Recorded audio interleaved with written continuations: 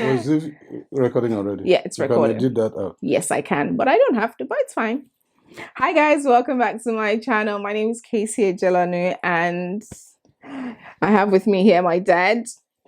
So he's tired, he wants to go. So we're going to do the father-daughter tag, and I'm just going to ask you some questions. Okay, let's go. If you haven't subscribed, please don't forget to subscribe on my channel, like, share, comment, all of that jazz. So the first question is, sorry, I didn't introduce, this is my father, like I said. His name is Mr. Daniel Ejelonu. Hello guys, how are you doing? Good. Hope you are keeping safe. Yes, they are. Please, whatever you do, stay safe and stay blessed. Thank you, Daddy.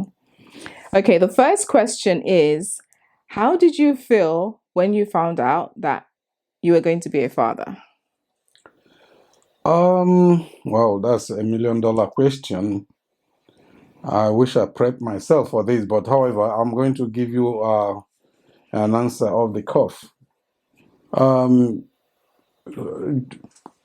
Speaking generally, or talking generally, for any expectant parent, to describe the feeling after you have gone through that process, Yeah, is the most difficult thing you can do, because when, as they say, from where I come from, when a woman is in labor, yeah. the husband is also in labor. So it's a mixture of feelings, you know, both emotional, both expectant. You are like, ooh, this is the moment. You are, oh, what comes next? Is she gonna be all right? You know, because for a woman going through labor, if you have any milk of human kindness in you, you will definitely be moved as the husband. So it's a mixed bag of emotions, you know. One, you will be happy, you will be anxious, sometimes you will be annoyed because your wife is going through a lot of pain and you can't help her. You can't help her. You can't even feel the pain. The pain as well. Like, let me carry some pain for you. You are imagining it, you know, that kind of a thing. But at the point that she successfully puts to bed is, for me, a eureka moment. That, wow, a milestone has been reached. For the first time in your life, you will have an overwhelming sense of achievement that you've never had in life. Amazing. Because being a father for the first time, there is no way you can describe it. There's no way you can explain the feelings you have. You feel fulfilled. You feel now this is the time you have arrived, and you will be recognized now from where I come from. If you haven't got any child, I'm sorry. You will be regarded as a second-class person, you know, in the society. But that shouldn't be the case. That shouldn't be the case. But unfortunately, that is the way it is. With people from my generation and people before my generation, for you to actually be acknowledged in the society or in the community, you must be married and you must have a child. And to make it more even pensive, they will expect you to have a male child. But that is in the past now, because I have 4 daughters. I'm so blessed, to be honest. And I have a son. Yes. I'm so equally blessed. And 2 grandsons. And 2 grandsons. So I have it all. And I thank God for that. So in terms of how I felt, my dear, I cried, I shouted, I jumped up. Nice.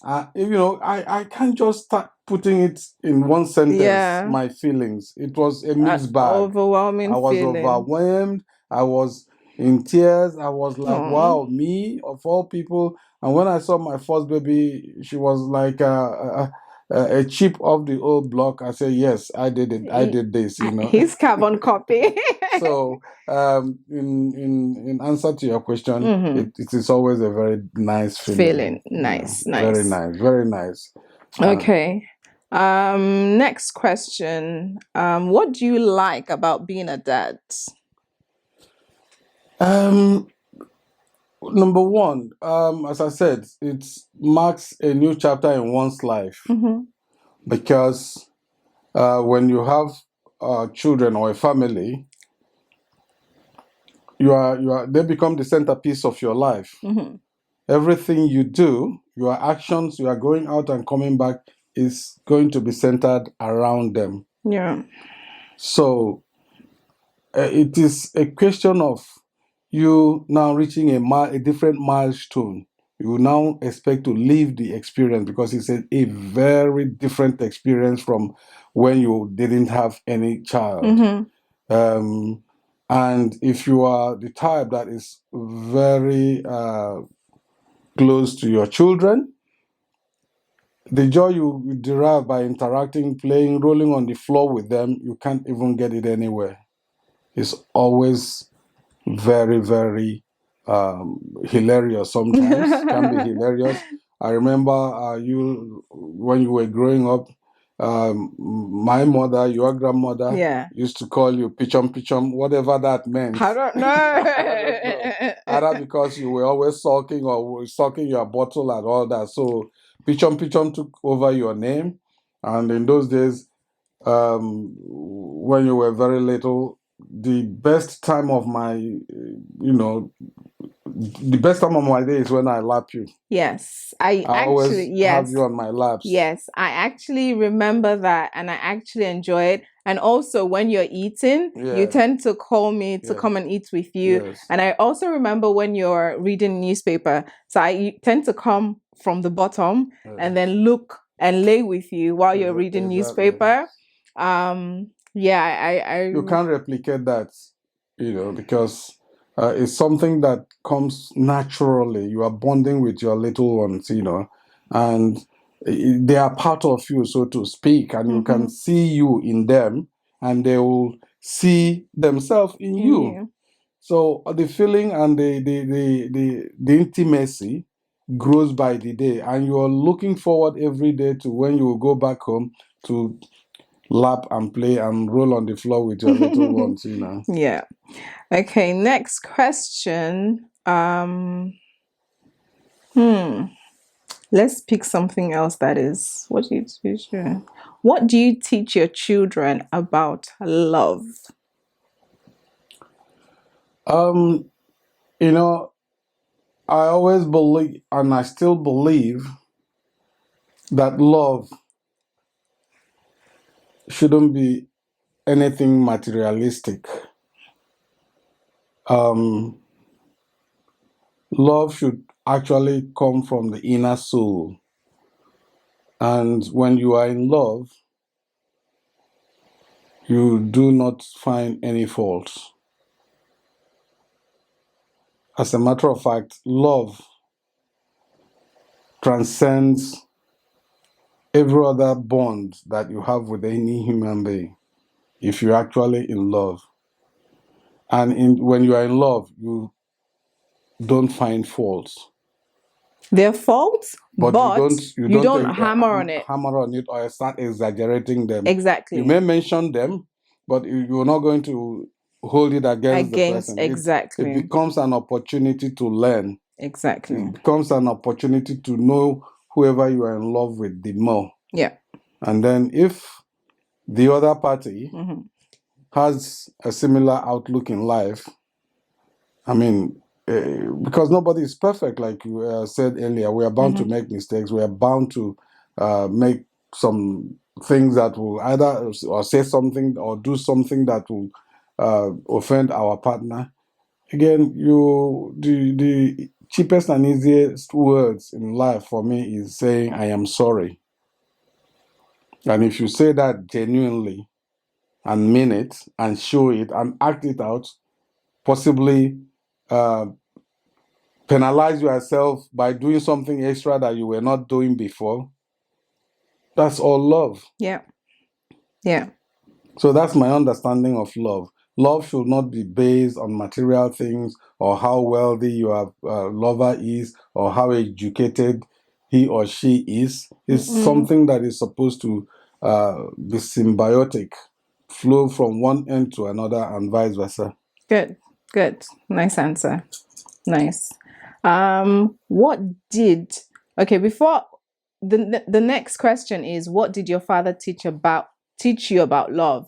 Now, I just want to teach you about love and relationship. I just want to add or say this is that my dad is the only surviving. His parents and his siblings are all late, so my dad is the only one from his parents at the moment, and it's sometimes in my quiet moments I just feel like the way God works is just amazing. You know, seeing that his parents are no more, his siblings are no more, and he still has so much love in him to give us and the world and people he comes across. Because I can't imagine my parents gone, my siblings, everybody gone. I literally can't.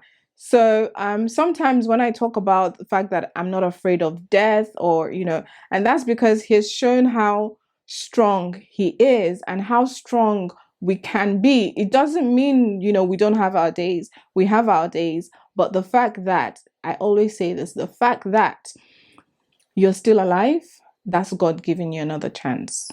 So, what did you learn from Grandad about love and relationship? Okay.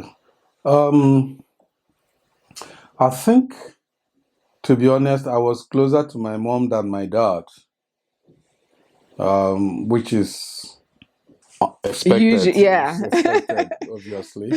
And growing up and knowing what I know now, I realize now that my mom was very charitable. She was always giving. She dare not say you Not having. And then without her doing something about it. I remember where we used to live in the present Akwa Ibom State, a town called Oron. For those of you who come from Nigeria, you will know where I'm talking about. And we lived very close to the motor park, and there was just one. I remember vividly my mom in the evening. She will prepare meals after dishing out our meals and take the rest to the motor park to go and give mad people who are supposed to be homeless anyway and who were sleeping in the park and all that. I didn't take it as any major. I didn't realize what she was doing. And as I was growing up, I now realized she was very responsible to every of her families, my father's family, some of my uncles, their children. She was paying their school fees. And she ensured that we understood what she was all about in terms of giving. Yeah. She often will tell us in our dialect that you spray all your belongings, all you have, yeah, all you have on the river. As it ebbs, it will go, and when the tide comes back, it's going to bring loads and loads and loads. That was one of her mantra. Yeah. So naturally, I took to that. Apart from taking to that, that was the way we were brought up. None of us will have something, and then everything was shared. Our meals, we eat together and all that. Yes, in the hall. So the way remember the hall, in the way our compound is in the village, there's this hall in the middle. It's called Obu, the central cottage. Yeah. If you are an Igbo person, you know what I mean by Obu, where every of the wives or everybody all the children gathers. I know we gather there like in the morning, first we do our prayers. We Yes. stay there to Yes. every grandchild. Beside the burning firewood to warm yourself up, and then all you that. have the guys with the drums and all of that. Yeah. You wake up in the morning. Actually, she comes out and she has this bell. Yeah, everybody will wake up. So there are how many houses in the compound? There's 1, 2, 3, 4, 3, 5. 4, 5. There are 5 houses in the compound. She comes out with a bell, and literally when you hear the bell, you have to come out. It's time for prayer. Yes. You have to do your prayers in the morning with the whole family. Everybody comes together. Yeah, and then you can go back to bed. But I remember that, and then also I remember that every time we used to go for Christmas, by the time we just drive into the compound, at the back you can already smell the cooking going on. There's like this big ass pot. And she knew I loved palm wine. Oh my God. She used to get fresh palm wine. Who made me start drinking palm wine? My daddy did. But yes, palm wine and then meats. Everything Loads is of available. Uncles, aunties will be bringing stuff, Yeah. once they know you are in town with the children. It's a kind of communal living, sort of. And I also remember that when we're going back to Lagos, she never used to give us money. What she used to give us was pen.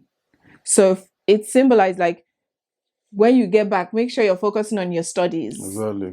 So I used to get pen. I don't know if my siblings can remember, but I remember we used to get pens. That was the gift. And at some point I used to think that, why should give me a pen? Like, what's this? Like, give me something else. People are giving their grandchildren something else. But, now I'm so appreciative of that.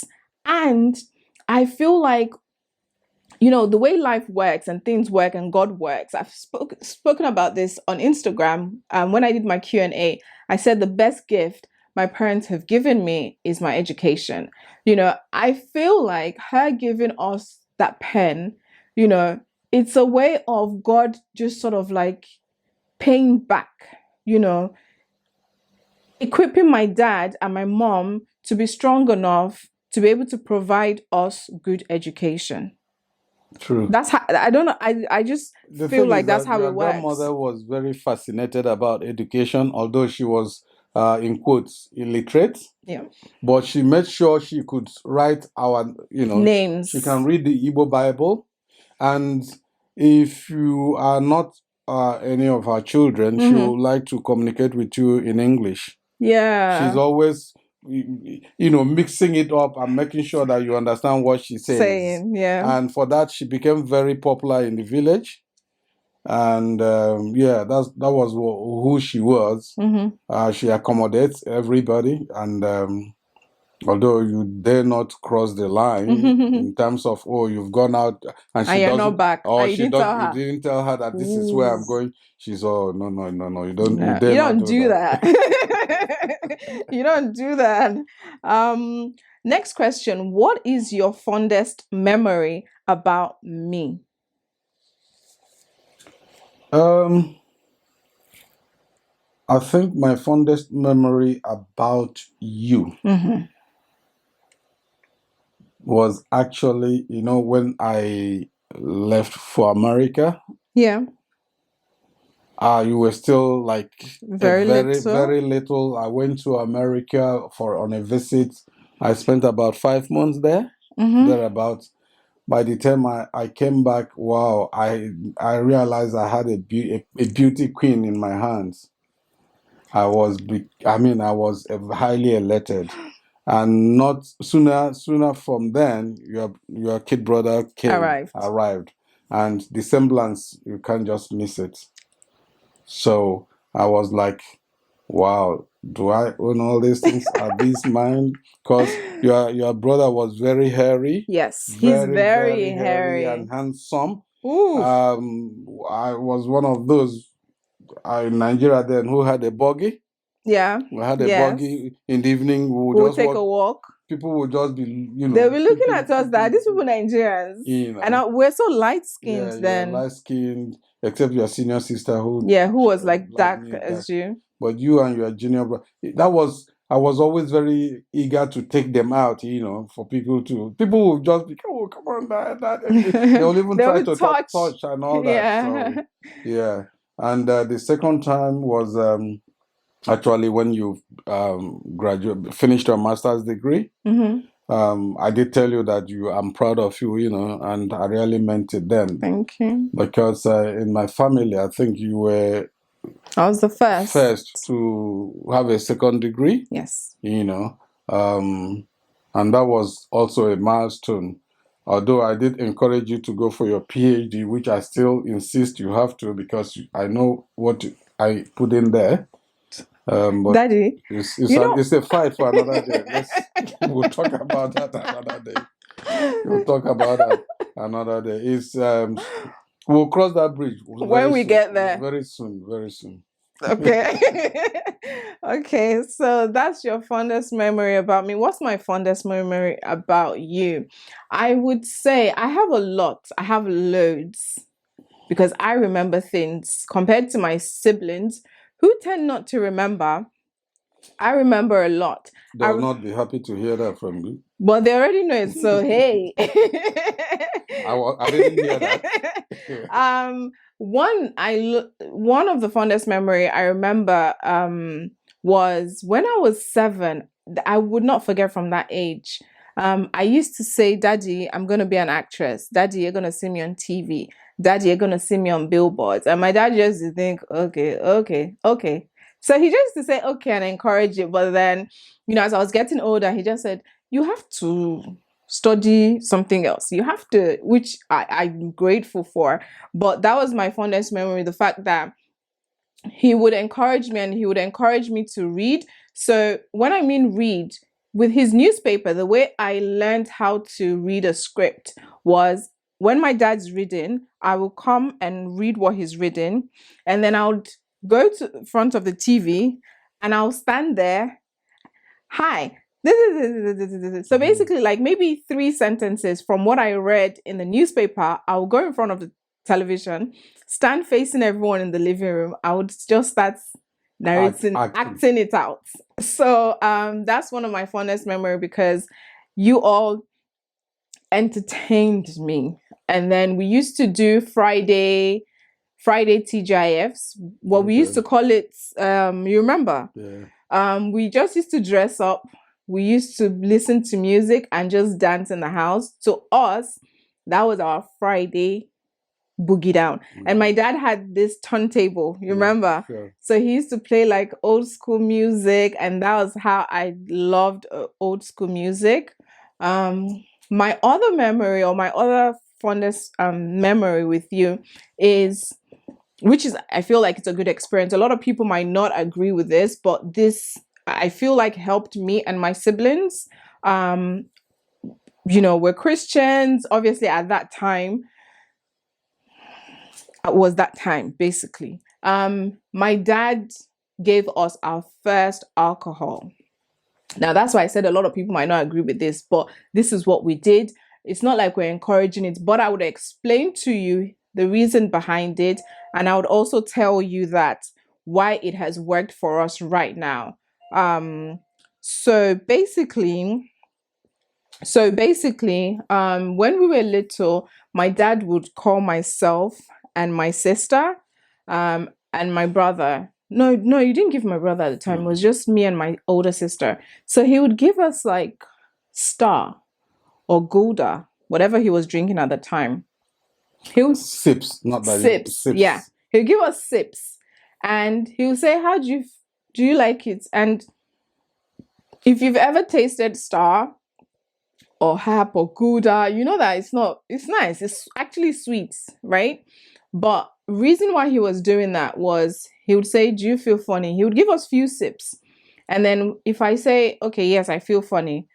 And he told us that if you go out when you're older, when you're of age, right?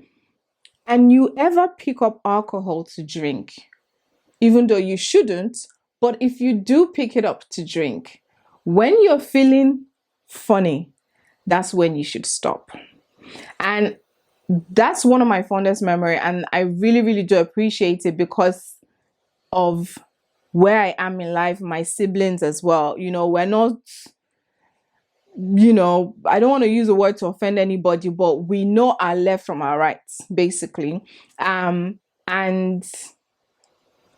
you know how when we've talked about this, how as a child, if you know what your child is doing at home, but when your child goes out, I didn't attend boarding school. We never attended boarding school. None of our siblings did. But when your child is out, you cannot say what your child is doing. You know your child. So you know that, no, my child can't do this. But because your child is out there in the midst of other people, and as children, as young adults, they can get influenced. So you want to make sure that when they go out, they know what they are doing. And again, if I may comment, Yeah. one of the reasons I did that is, I know children or kids are very good in experimenting and inquisitive too. Yeah. I didn't want a situation where, having seen me drinking, any one of you will just become inquisitive on your own and want to experiment. Yeah, because Daddy did it. So I'll rather let you test it and ask you how you feel about it, and then follow it with other counseling, because some parents might not go that route, but it worked out for me.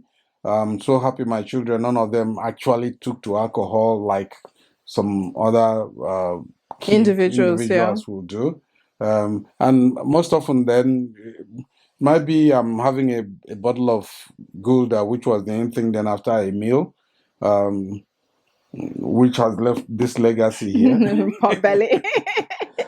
So maybe just a little sip, test it and see tell me what you feel like, and then I'll admonish, because alcohol has some good aspects of it and obviously some disadvantages. So I made sure I drummed this into there, and that also helped. That when we go out visiting people, no matter what you bring, they will tell you, my children will never accept to eat outside. Even till now. Even till now. Even in my prayer, even then, even when even I take he them was out, there, we wouldn't eat out. I will even sometimes feel embarrassed, because to them, what is it that we are eating that we can't eat at home? That kind of a thing. So I think it worked out well. They are now advising me what to drink and when not to drink. Yes. I can't even have a small Guinness here without the whole family knowing, oh, Daddy drank a Guinness the other day. Sometimes very embarrassingly. You're getting younger. Yes, right. Yes. So you have to be careful of what you put into your body. Definitely. But, exactly. The guys must be guys now, You said guys must be guys. Okay, this video is getting long, but let's just cut it. One more question, which I feel like, we've talked about this before, so I just want to just talk about it here, or just ask you again, just so you can just give your own opinion, because I know there are people in my generation of my age as well who probably have asked me questions on Instagram, and I'm like, my daddy does not put pressure on me.